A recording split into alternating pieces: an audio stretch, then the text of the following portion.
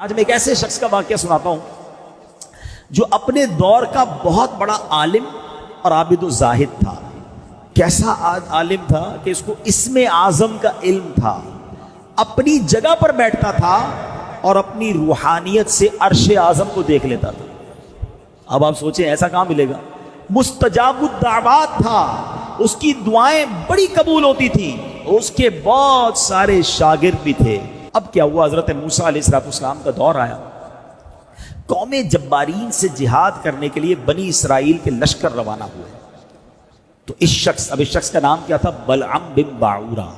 ٹھیک ہے، قرآن میں اس کا واقعہ موجود ہے۔ اتنا نیک آدمی، اتنا مقبول آدمی۔ اب بلعم بن باعورہ کے پاس اس کی قوم گھبرائی ہوئی آئی اور کہا کہ حضرت موسیٰ علیہ السلام ایک بہت بڑا طاقتور لشکر لے کر ہم پر حملہ آور ہو رہے ہیں اور وہ چاہتے ہیں کہ ہماری زمینوں سے نکال کر یہ زمینیں جو ہے وہ بنی اسرائیل کو دے دیں۔ آپ مستجاب الدعوات ہیں، آپ حضرت موسیٰ علیہ السلام کے لیے ایسی بد دعا کر دیں کہ وہ شکست کھا کر واپس چلے جائیں۔ اب یہ کانپ گیا، اس کو معلوم تو تھا کہ وہ اللہ کے نبی ہیں۔ تو وہ کہتا ہے تمہارا برا ہو خدا کی پناہ، تم جانتے ہو کس کے بارے میں بات کر رہے ہو؟ حضرت موسیٰ علیہ السلام تو اللہ کے رسول ہیں، میں ان کے خلاف کیسے بد دعا کر سکتا ہوں؟ اور ان کے لشکر میں تو مومن بھی ہے اور فرشتوں کی جماعت بھی ان کے ساتھ ہے۔ اب یہ قوم رونے لگی، گر گرانے لگی، اصرار کرنے لگی۔ تو اس نے کہا میں چلو استخارہ کر لیتا ہوں، اگر اجازت مل گئی تو پھر دیکھتے ہیں۔ استخارہ کیا تو استخارے میں بھی بد دعا کی اجازت نہ آئی۔ تو اس نے صاف صاف اپنی قوم کو منع کر دیا اور کہا دیکھو اگر اب میں نے بد دعا کی نا تو میری دنیا بھی برباد ہو جائے گی، میری آخرت بھی برباد ہو جائے گی۔ اس کے بعد اس کی قوم نے کیا کیا؟ پلان بی، بڑے تحائف، مہنگے مہنگے تحائف، پیسے لے کر بڑے گراں قدر بڑے چیزیں لے کر اس کے پاس گئے اور کہا کہ یہ سارے تحفے آپ رکھ لیں، بس آپ دعا کر دیں۔ اب حب مال کی محبت یہ آنکھوں پر ایسا پردہ ڈال دیتی ہے کہ جب پیسہ سامنے نظر آتا ہے بندے کو دنیا کی چیزیں نظر آتی ہیں۔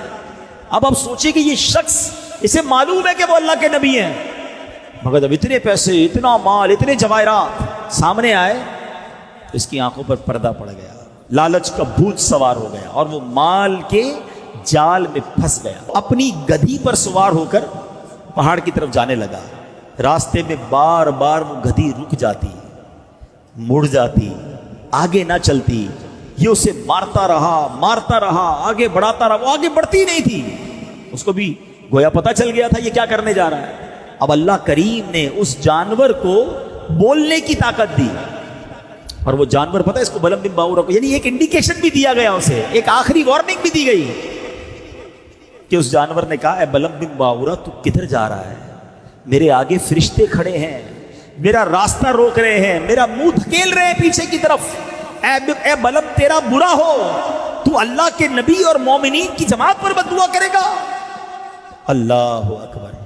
اس کے باوجود بلعم بن باعورہ واپس نہیں ہوا۔ کیسا پردہ ہوگا! ہائے ہائے ہائے! اب جناب وہ پہاڑ پر چڑھ گیا، حسبان نامی پہاڑ اس پہاڑ کا نام تھا، اور بلندی سے حضرت موسیٰ کے لشکروں کو دیکھا، کیونکہ اب لشکر قریب آ گئے تھے کہ بڑے سے لشکر آ رہے ہیں، اور اس نے بد دعا کرنا شروع کر دی۔ مگر رزلٹ کیا ہوا؟ اللہ کی شان دیکھو، وہ بد دعا ان کے لیے کرتا تھا مگر اس کی زبان سے وہ الفاظ نہیں نکلتے تھے، اپنی قوم کے لیے بد دعا نکلتی تھی۔ اب کیا ہوا؟ یہ دیکھ کر اس کی قوم نے ٹوکا کہ تم کیا کر رہے ہو؟ تم تو ہمیں ہی بد دعا دے رہے ہو، ہم نے پیسے دیے، ہم نے مال دیا کہ حضرت موسیٰ کے خلاف بد دعا کرو، تم ہمیں ہی بد دعا دے رہے ہو۔ وہ کہتا میری قوم میں کیا کروں، مجھے سمجھ نہیں آ رہا، میں بولتا کچھ ہوں اور زبان سے نکل کچھ اور رہا ہے۔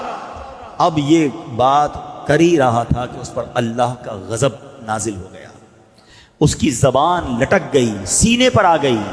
اس وقت بلعم بن باعورہ نے رو رو کر اپنی قوم سے کہا کہ افسوس، میری دنیا اور آخرت دونوں برباد ہو گئی، میرا ایمان جاتا رہا اور میں قہر قہار اور غضب جبار میں گرفتار ہو گیا۔ اب میری کوئی دعا قبول نہیں ہو سکتی، میں برباد ہو گیا۔ اب اس مکار نے، اس برباد شخص نے کہا کہ میں تو ہو گیا برباد، اب میں تمہیں ایک طریقہ بتا دیتا ہوں، دعا تو میری کامیاب نہیں ہوئی، لیکن تم اگر حضرت موسیٰ علیہ السلام کے لشکروں کو شکست دینا چاہتے ہو تو تم لوگ ہزاروں خوبصورت لڑکیوں کو بہترین کپڑے اور زیورات پہناؤ اور بنی اسرائیل کے لشکر میں بھیج دو۔ اس لشکر میں کسی ایک شخص نے بھی غلط کام کر لیا تو پھر اس لشکر پر عذاب نازل ہو جائے گا، اس لشکر کو شکست ہو جائے گی۔ اور ایسا ہی ہوا کہ اس لشکر میں ایک شخص نے برا کام کیا اور وہ لشکر جو ہے اس کے اندر طاعون کا مرض پھیلا، پلیگ جس کو کہتے ہیں، اور گھنٹے بھر میں 70,000 افراد مر گئے اور سارا لشکر تتر بتر ہو کر نامراد واپس آ گیا۔ حضرت موسیٰ علیہ السلام کے قلب پر بڑا افسوس ہوا۔ اب دو بڑی اہم باتیں سمجھنی ہیں۔ مال کی لالچ انسان کو کہاں لے جا سکتی ہے؟ مال کی محبت دل میں ایسی مت داخل ہونے دینا کہ جب آنکھوں پر پردہ آ جائے تو بندہ بہت سارے حرام کام کر جاتا ہے۔